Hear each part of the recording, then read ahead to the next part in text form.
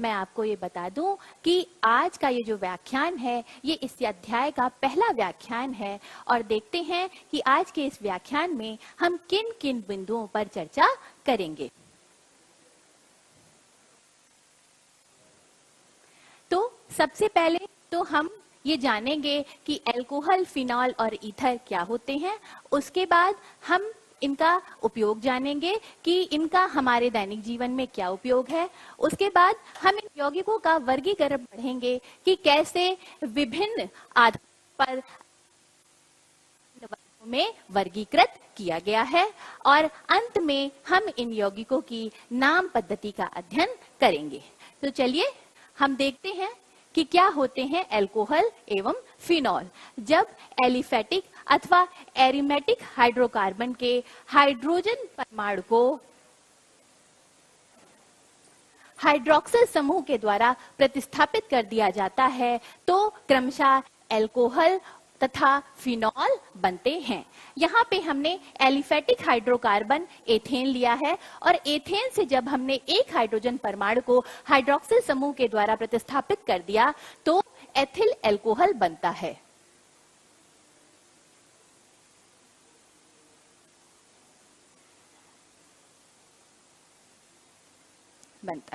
और यहाँ बेंजीन से जब हमने एक हाइड्रोजन परमाणु को हाइड्रोक्सिल समूह के द्वारा प्रतिस्थापित कर दिया तो फिनॉल बनता है।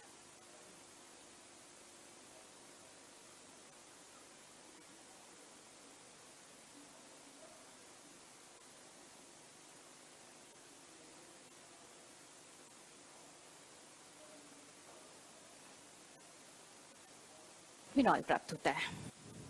आगे बढ़ते हैं और देखते हैं कि ईथर क्या होते हैं।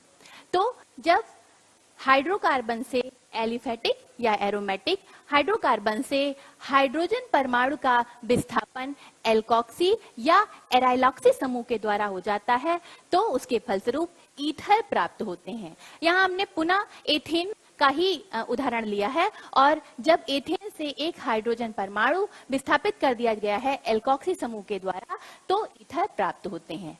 ईथर को हम ऐसे भी समझ सकते हैं जब अल्कोहल तथा फिनॉल के हाइड्रोक्सिल समूह के हाइड्रोजन परमाणु का प्रतिस्थापन एल्किल या एरिल समूह के द्वारा हो जाता है तो ईथर बनते हैं। जैसे यहाँ पे एथिल अल्कोहल के जब हाइड्रोजन परमाणु का विस्थापन हमने एथिल समूह से कर दिया तो हमें डाई एथिल ईथर प्राप्त होता है और जब फिनॉल के हाइड्रोजन परमाणु का विस्थापन हमने एथिल समूह से प्राप्त होकर एथिल समूह से प्रतिस्थापित कर दिया तो हमें एथिल फेनिल ईथर प्राप्त होता है।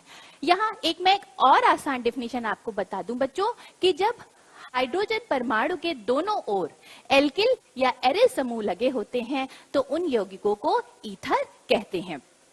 बच्चों यहीं पर हम ईथर का वर्गीकरण भी पढ़ लेते हैं।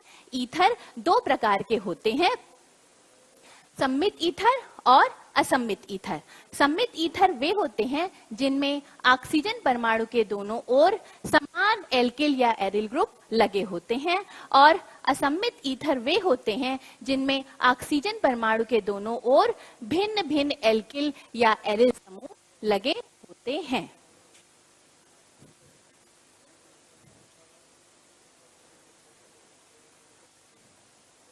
आगे बढ़ते हैं और देखते हैं कि अल्कोहलों का हमारे दैनिक जीवन में क्या उपयोग है।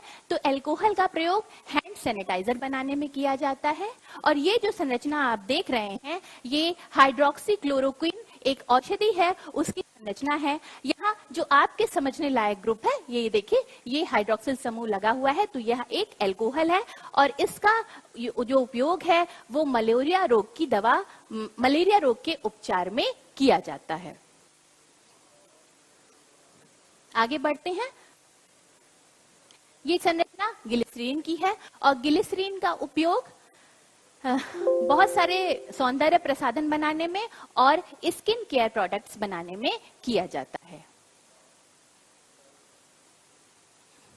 आगे बढ़ते हैं। यहाँ ये दिखाया गया है कि गन्ने से, मक्के से और लकड़ी से एथिल अल्कोहल प्राप्त करके उसका उपयोग जैव ईंधन अर्थात बायोफ्यूल के रूप में किया जा सकता है और इससे प्रदूषण को काफी मात्रा में कम किया जा सकता है। ये संरचना जो आपके सामने है वो बेकेलाइट की संरचना है और यहाँ हम क्या पढ़ने जा रहे हैं, फिनॉल का उपयोग।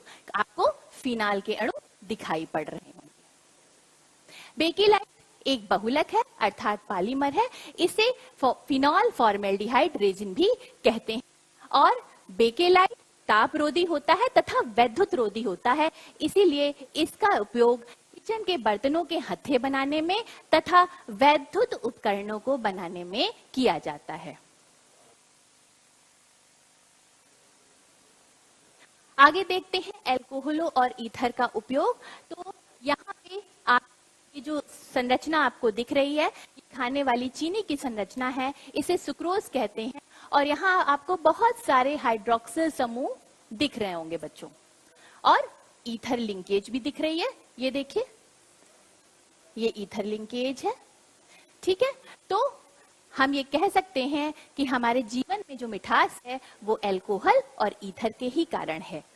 ये संरचना सेलुलोज की है और सेलुलोज में भी आपको बहुत सारे हाइड्रोक्सिल समूह दिख रहे हैं, ठीक है, और ईथर लिंकेज भी दिख रही है।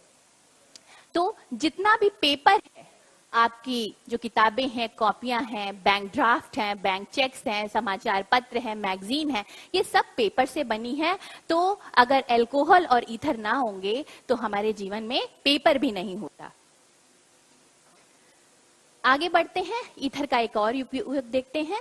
ये जो दो ईथर हैं वो हैलोजन युक्त ईथर हैं और इनका नाम है इन्फ्लुरेन और आइसोफ्लुरेन। इनका उपयोग शल्य चिकित्सा में निश्चेतक के रूप में किया जाता है। तो देखा बच्चों आपने, एल्कोहल, ईथर और फिनॉल हमारे दैनिक जीवन में कितने उपयोगी हैं। अब आगे बढ़ते हैं और पढ़ते हैं एल्कोहलों, फिनॉलों का वर्गीकरण। हाइड्रोक्सिल समूहों की संख्या के आधार पर एल्कोहलों और फिनॉल को 4 वर्गों में वर्गीकृत किया गया है। यदि हाइड्रोक्सिल समूह की संख्या 1 है तो एल्कोहल और फिनॉल को क्रमशः मोनोहाइड्रिक एल्कोहल तथा मोनोहाइड्रिक फिनॉल कहते हैं।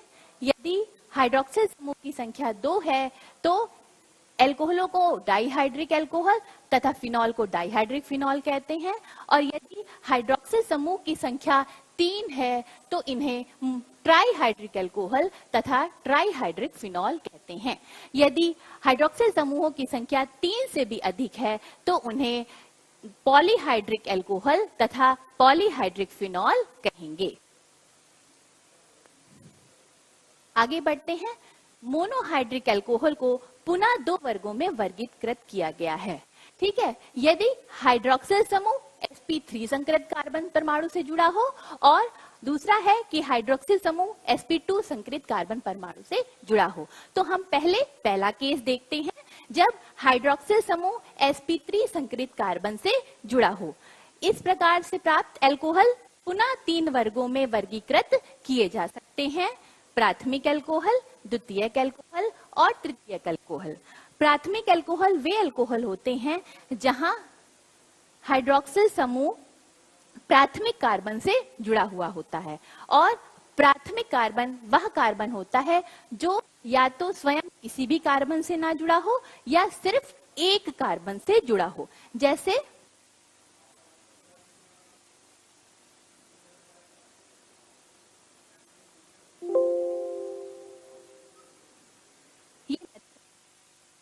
और यहाँ आप देख सकते हैं कि हाइड्रोक्सिल समूह जिस कार्बन से जुड़ा है वो स्वयं एक भी कार्बन से नहीं जुड़ा है, तो ये एक प्राथमिक एल्कोहल है। और ये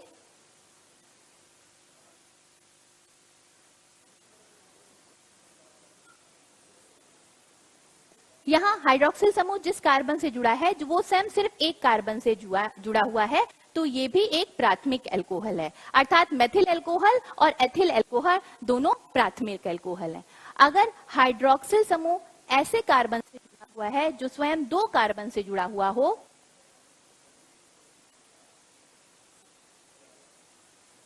तो इस प्रकार के कार्बन को द्वितीयक कार्बन कहते हैं और इस प्रकार के एल्कोहल को द्वितीयक एल्कोहल कहते हैं। और यदि हमारा हाइड्रोक्सिल समूह तृतीयक कार्बन से जुड़ा हुआ है तो इस प्रकार के एल्कोहल को तृतीयक एल्कोहल कहते हैं।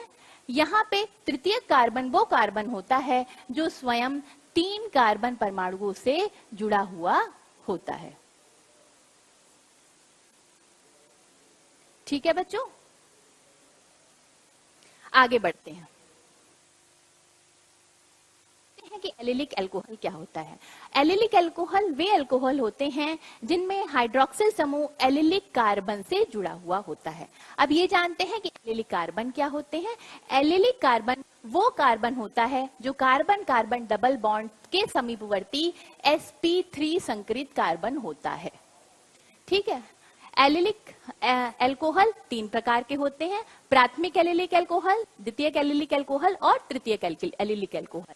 यदि हाइड्रोक्सिल समूह जिस एलिलिक कार्बन से जुड़ा है वो स्वयं सिर्फ एक कार्बन से जुड़ा हो तो उसे प्राथमिक एलिलिक अल्कोहल कहते हैं।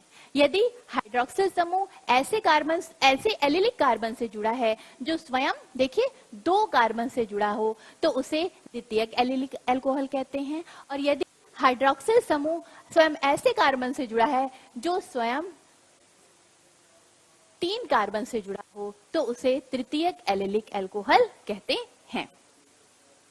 आगे बढ़ते हैं और देखते हैं क्या होते हैं बेंजिलिक अल्कोहल। बेंजिलिक अल्कोहल जानने से पहले बच्चों आप ये जान लें कि बेंजिलिक कार्बन क्या होता है। बेंजीन रिंग से जुड़ा हुआ, डायरेक्टली जुड़ा हुआ sp3 संकरित जो कार्बन होता है वो बेंजिलिक कार्बन होता है। और उससे जुड़ा हुआ हाइड्रोक्सिल समूह, अगर उससे हाइड्रोक्सिल समूह को जोड़ देंगे तो उसे बेंजिलिक अल्कोहल कहेंगे। बेंजिलिक अल्कोहल भी एलिलिक अल्कोहल की भांति ही 3 प्रकार के होते हैं, प्राथमिक, द्वितीयक और तृतीयक। बेंजिलिक अल्कोहल को बच्चों बहुत सारे बच्चे फिनॉल समझ लेते हैं, इसे फिनॉल नहीं समझना है, ये अल्कोहल ही है। आगे बढ़ते हैं, वे यौगिक जिनमें एस हाइड्रोक्सिल समूह sp2 संकरित कार्बन से हुआ होता है तो उसके भी 2 प्रकार हैं। देखिए विनाइलिक अल्कोहल। विनाइलिक अल्कोहल वे अल्कोहल हैं जहां हाइड्रोक्सिल समूह कार्बन डबल बॉन्ड कार्बन के sp2 संकरित कार्बन से सीधे सीधे जुड़ा हुआ होता है। और फिनॉल, फिनॉल में हाइड्रोक्सिल समूह बेंजीन रिंग के कार्बन से सीधे सीधे जुड़ा हुआ होता है और बेंजीन रिंग के सभी कार्बन sp2 संकरित होते हैं। आगे बढ़ते हैं तो बच्चों अभी तक हमने अल्कोहल और फिनॉल का वर्गीकरण पूरा पढ़ लिया। एक ये प्रश्न है, इसको हम हल कर जिससे हमें ये पता चले कि अभी तक जो हमने पढ़ा है वो हमें कितना समझ में आया।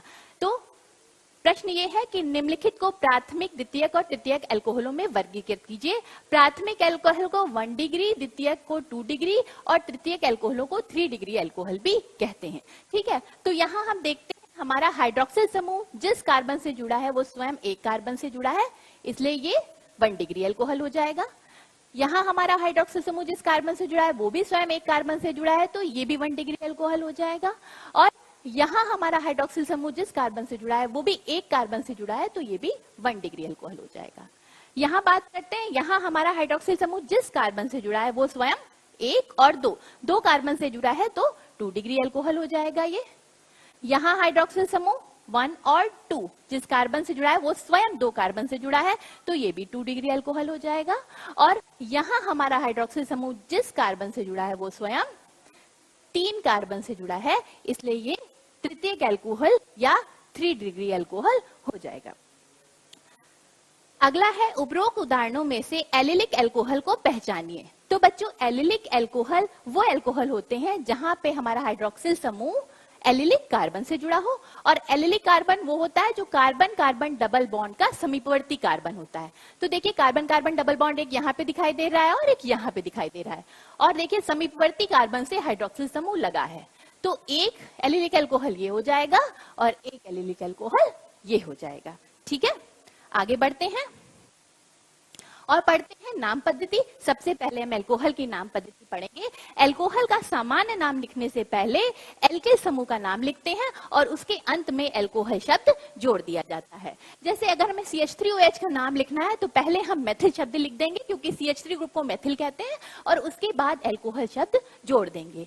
इनका IUPAC नाम लिखने के लिए संगत एल्केन से ई को सब्सट्रैक्ट कर देते हैं, यानी घटा देते हैं, और ऑल को जोड़ देते हैं। तो यदि हमें एथिल अल्कोहल का नाम लिखना है तो 2 कार्बन के संगत एल्केन होगा एथेन। एथेन से ई हटाकर अगर इसमें ऑल जोड़ दिया जाए तो एथिल अल्कोहल का IUPAC नाम बन जाएगा एथेनॉल।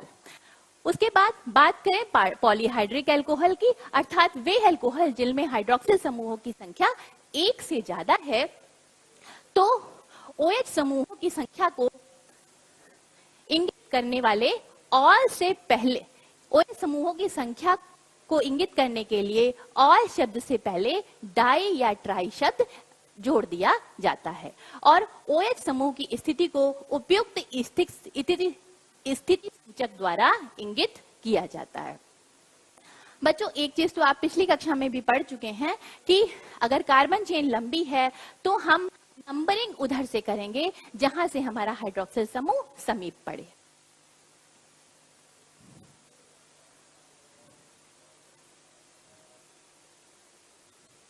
आगे बढ़ते हैं। ये कुछ अल्कोहलों के सामान्य और IUPAC नाम हैं, इन्हें हम देख लेते हैं। ये हम पढ़ चुके हैं, इसका सामान्य नाम मेथिल अल्कोहल होता है।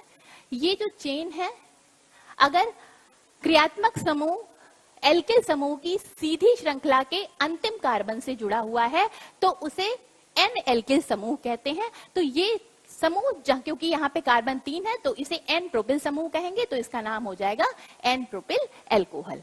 यहाँ पे जो ये समूह होता है इसको आप अच्छे से देख लीजिए बच्चों,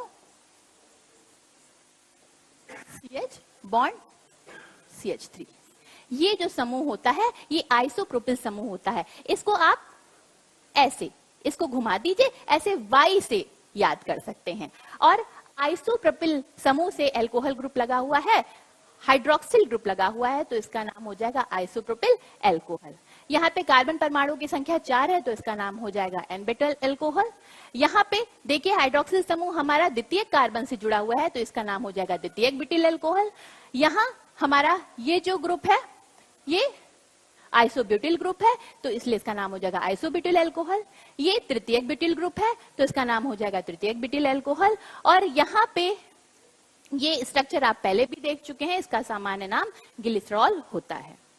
अगर हम बात करें अब IUPAC नाम की तो मेथेनॉल, यहाँ पे एल्केन के नाम के अंत में हमको ऑल जोड़ना है, ठीक है। और इसका नाम हो जाएगा, देखिए 1 2 3, 1 पोजीशन पे हाइड्रोक्सिल समूह लगा है तो इसका नाम हो जाएगा प्रोपेन 1 ऑल। यहाँ पे 1 2 और 3, 2 पोजीशन पर हाइड्रोक्सिल समूह लगा है तो इसका नाम हो जाएगा प्रोपेन 2 ऑल। यहाँ पे 1 2 3 4, 1 पोजीशन पे हाइड्रोक्सिल समूह लगा है तो इसका नाम हो जाएगा ब्यूटेन 1 ऑल। यहाँ पे 2 पोजीशन पे हाइड्रोक्सिल समूह लगा है तो इसका नाम हो जाएगा ब्यूटेन 2 ऑल। और यहाँ पे देखिए बच्चों, यहाँ से नंबरिंग करेंगे, हाइड्रोक्सिल समूह समीप पड़ेगा, 2 पर मेथिल लगा है और 1 पे हाइड्रोक्सिल समूह लगा है तो इसका नाम हो जाएगा 2 मेथिल प्रोपेन 1 ऑल। यहाँ पे लंबी कार्बन श्रृंखला ये वाली है, 2 पर ही मेथिल ग्रुप लगा है और 2 पर ही हाइड्रोक्सिल समूह लगा है तो इसका नाम हो जाएगा 2 मेथिल प्रोपेन 2 ऑल। और यहाँ पे देखिए तीनों ही कार्बन से हाइड्रोक्सिल समूह लगा हुआ है इसलिए इसका नाम प्रोपेन, और तीनों की स्थिति बताएंगे 1 2 3, और क्योंकि हाइड्रोक्सिल समूह 3 है तो ट्राईऑल। आगे बढ़ते हैं। चक्रीय अल्कोहलों का नामकरण पूर्व लग्न साइक्लो लगा के किया जाता है और OH समूह को C1 पर मान लिया जाता है। तो इसका नाम जो होगा, क्योंकि ये 6 मेंबर्ड रिंग है, 1 2 3 4 5 और 6, तो इसका नाम हो जाएगा साइक्लोहेक्सेनॉल। और क्योंकि ये 5 मेंबर्ड रिंग है, 5 कार्बन है इस रिंग में, 1 और 2 पर मेथिल ग्रुप लगा हुआ है तो इसका नाम हो जाएगा 2 मेथिल साइक्लोपेंटेनॉल। आगे बढ़ते हैं, फिनॉल की नाम पद्धति देखते हैं। फिनॉल का सामान्य और IUPAC नाम बच्चों एक ही होता है, फिनॉल ही होता है, ठीक है। इन यौगिकों का नामकरण करने से पहले हम पहले कुछ पोजीशंस आपको बताना चाहेंगे। 1 2 3 4, 5, 6। जो 2 और 6 पोजीशन होती है उन्हें ऑर्थो पोजीशन कहते हैं। 3 और 5 पोजीशन को हम मेटा पोजीशन कहते हैं और 4th पोजीशन को हम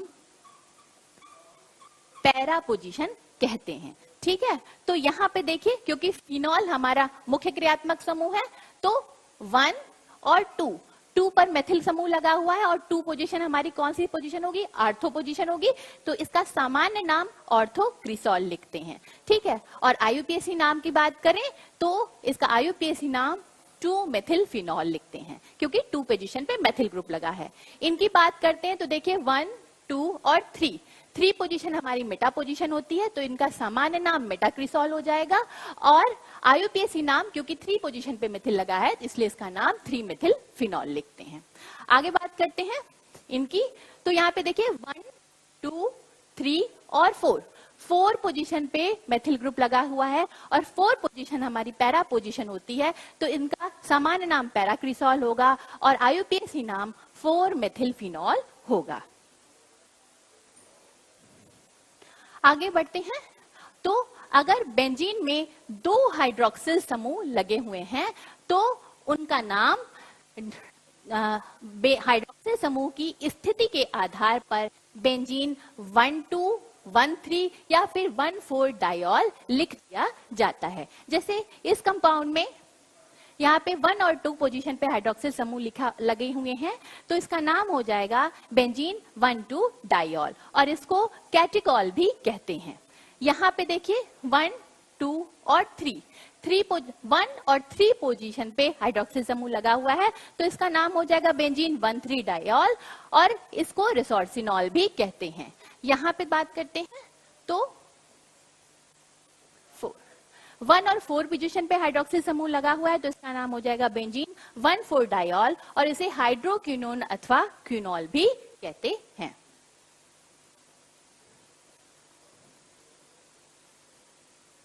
आगे बढ़ते हैं और देखते हैं ईथर की नाम पद्धति। ईथर की नाम पद्धति बच्चों, ईथर का सामान्य नाम लिखने के लिए ऑक्सीजन परमाणु के दोनों ओर लगे हुए एल्किल या एरे समूहों को अल्फाबेटिकल ऑर्डर में लिख दिया जाता है और उनके नाम के अंत में ईथर शब्द जोड़ दिया जाता है। जैसे यहाँ पे ये ईथर जो लगा हुआ है, इसके एक तरफ एथिल समूह है, दूसरी तरफ मेथिल समूह है और एथिल ई से स्टार्ट होता है, मेथिल एम से स्टार्ट होता है और अल्फाबेट में ई एम से पहले आता है, इसलिए इसका नाम हो जाएगा एथिल मेथिल ईथर। यहाँ पे देखिए ऑक्सीजन परमाणु के दोनों ओर समान एल्किल ग्रुप लगे हैं, इसीलिए इसका नाम है डाई एथिल ईथर। अगर आईयूपीएसी नाम पद्धति की बात करें तो हाइड्रोकार्बन से, मैं आपको पहले भी बता चुकी हूं कि हाइड्रोकार्बन से हाइड्रोजन परमाणु को यदि एल्कोक्सी या एराइलॉक्सी समूह द्वारा प्रतिस्थापित कर दिया जाता है तो ईथर बनते हैं, इसीलिए इनका जो आईयूपीएसी नाम है वो एल्कोक्सी एल्केन लिखते हैं। यहाँ पे जो बड़ी कार्बन चेन होती है उसको पेरेंट हाइड्रोकार्बन चेन माना जाता है और जो कम जिधर कार्बन होते हैं उसे एल्कोक्सी समूह माना जाता है। तो देखिए यहाँ पे 1, 2 और 3 1 पोजीशन पे मिथॉक्सी समूह लगा हुआ है, तो इसलिए इसका नाम हो जाएगा 1 मिथॉक्सी प्रोपेन। आगे बढ़ते हैं, यहाँ पे कुछ ईथरों के साधारण नाम और आईयूपीएसी नाम मैंने आए हुए हैं। तो देखिए इसका साधारण नाम, क्योंकि 2 मेथिल ग्रुप लगे हैं तो डाई मेथिल ईथर। इसका साधारण नाम डाई एथिल ईथर, क्योंकि दोनों तरफ एथिल ग्रुप लगे हुए हैं। इनकी बात करें तो देखिए इधर मेथिल है और इधर प्रोपिल है, ठीक है। तो एनप्रोपिल मैं आपको बता चुकी हूँ क्या होता है, तो मेथिल एनप्रोपिल ईथर इसका नाम हो जाएगा। इधर फेनिल है, इधर मेथिल है, तो इसका नाम हो जाएगा मेथिल फेनिल ईथर। यहाँ बात करें तो इधर फेनिल है और इधर एथिल है, तो इसका नाम हो जाएगा एथिल फेनिल ईथर। इनकी बात करें इधर हेप्टिल है और इधर फेनिल है, तो इसका नाम हो जाएगा हेप्टिल फेनिल ईथर। यहाँ पर देखते हैं इधर आइसोप्रोपिल ग्रुप लगा हुआ है और इधर मेथिल ग्रुप लगा हुआ है। तो बच्चों यहाँ पे देखना है कि हम जो कंपैरिजन करेंगे वो मेथिल और प्रोपिल का करेंगे, आइसो शब्द को नहीं ध्यान दिया जाएगा, नहीं कंसीडर किया जाएगा, ठीक है। तो इसका नाम हो जाएगा मेथिल आइसोप्रोपिल ईथर। अब अगर आईयूपीएसी नाम की बात करें तो दोनों तरफ समान कार्बन है, तो इसका नाम हो जाएगा मिथॉक्सी मेथेन। यहाँ भी दोनों तरफ समान कार्बन है, तो इसका नाम हो जाएगा मिथॉक्सी एथेन। यहाँ पे देखिए यहाँ कार्बन 3 है, इधर एक है और पहले कार्बन पे मिथॉक्सी समूह लगा हुआ है, इसलिए इसका नाम हो जाएगा 1 मिथॉक्सी प्रोपेन। यहाँ पर देखते हैं कि बेंजीन रिंग, यहाँ 6 कार्बन है, यहाँ 1 कार्बन है, तो इसका नाम हो जाएगा मिथॉक्सी बेंजीन। यहाँ पे देखिए इधर 2 कार्बन है, इधर 6 कार्बन है, तो इसका नाम हो जाएगा एथॉक्सी बेंजीन। इधर 6 कार्बन है और इधर 7 कार्बन है और यहाँ हेप्टिल समूह के पहले कार्बन पर फिनॉक्सी समूह लगा हुआ है, इसलिए इसका नाम हो जाएगा 1 फिनॉक्सी हेप्टेन। यहाँ बात करें, यहाँ इधर 1, 2 और 3 कार्बन की चेन है, इधर 1 है और दूसरे कार्बन से मिथॉक्सी समूह लगा हुआ है, तो इसका नाम हो जाएगा 2 मिथॉक्सी प्रोपेन। तो बच्चों, आज हमने जाना कि अल्कोहल, फिनॉल और ईथर क्या होते हैं, हमने इनका दैनिक जीवन में हमारे क्या उपयोग है ये भी जाना, हमने इनका वर्गीकरण सीखा, उससे संबंधित कुछ सवाल भी लगाएं और उसके बाद हमने इनकी नाम पद्धति जाना। मैं आशा करती हूँ आपको ये बात समझ में आई होगी। आपके लिए कुछ गृह कार्य भी है, ठीक है, ये आपका गृह कार्य। यहाँ आपको प्राथमिक, द्वितीयक, तृतीयक एलिलिक अल्कोहल को वर्गीकृत करना है और इनमें से आपको सम्मित और असम्मित ईथर को पहचानना है। अगला गृह कार्य है कि आपको निम्नलिखित यौगिकों के IUPAC नाम लिखने हैं। बच्चों, अगली कक्षा में हम लोग अल्कोहल की बनाने की विधियों का अध्ययन करेंगे। यहाँ मैं आपको ये बता दूं बच्चों कि अल्कोहल और फिनॉल हम लोग साथ साथ पढ़ेंगे, उसके बाद हम ईथर का अध्ययन करेंगे। आपकी जो रसायन विज्ञान भाग 2 की पुस्तक है, आप उसे अच्छे से पढ़ते रहिए और ऑर्गेनिक केमिस्ट्री जो है बच्चों, वो लिख लिख के अच्छे से अभ्यास करते रहिए। धन्यवाद।